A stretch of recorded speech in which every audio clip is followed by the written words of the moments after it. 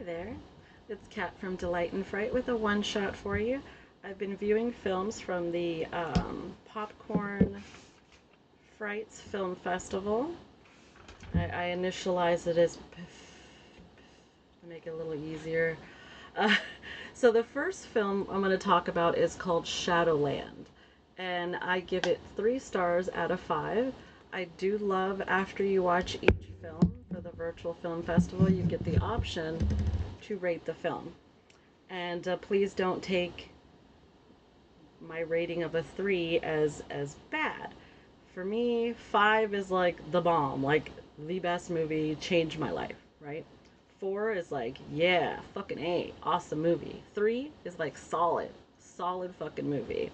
And that's what this one is, a solid film. It's a documentary from Finland. 2024 is the year. Director Osto Tyan. Sorry if I'm killing that. And it was screenwritten also by Osto Tainen and Kali Kinnunen, starring Richard Stadley. And then we have some people from the Ukraine. Oh, no, Ukraine, a sorcerer. And that's Daniel, and he passed in 2018, and this film is in memorandum to him. And also Petru Eno Hagen passed also in 2018. But I really love this film because it took domestic abuse a different route, so to say. And it's about Richard Stanley. He gets tired of Hollywood, moves out to this mountain. It's supposed to have mystical powers. A lot of people go out there for spiritual enlightenment and things as of that nature. And apparently a lot of ley lines and things like that run through that area. So it makes sense that it would be, magnetic poles and things like that. I do believe that that has some truth in a lot of things. Just some people are more sensitive than others. Anyway, when Richard Stanley went up the mountain, he had a vision. He saw a woman. And not to say that he did or did not see something, but because of the type of person that he is, he took that as it chose me. This entity chose me to speak to me because I am special. I am unique. And starts claiming he's a prophet and getting women to follow in his little coven, and they worship Mary Magdalene, which I don't think is a bad thing. I'm sure there were many books of the Bible that involved women that were written by women, but they'll never see the light of day. Those are in the bottom of the Catholic Church archives that we'll never see. But amongst that, it becomes a control situation. So these women trust him. They're going to him for enlightenment. They're going to him to get rid of pain. And that's the type of people that these type of people prey on. And then he does the film, well, he did Island of Dr. Monroe, and then he has a resurgence doing Color Out of Space with Nick Cage, which I thought was an amazing movie. I loved it, and he was greenlit for a trilogy of films. But then unfortunately, one woman came forward saying she was abused by him, and then another woman came forward and said she was abused by him. And the studio was like, nope, they pulled the funding for him.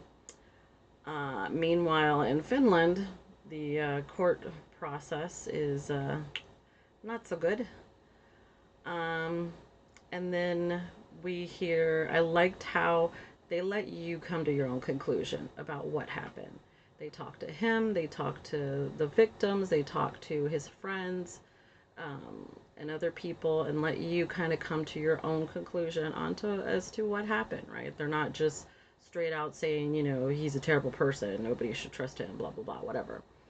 They first go into the history of the mountain, and things of that nature, and the things that he partakes of in that area. And it's a very spiritual area.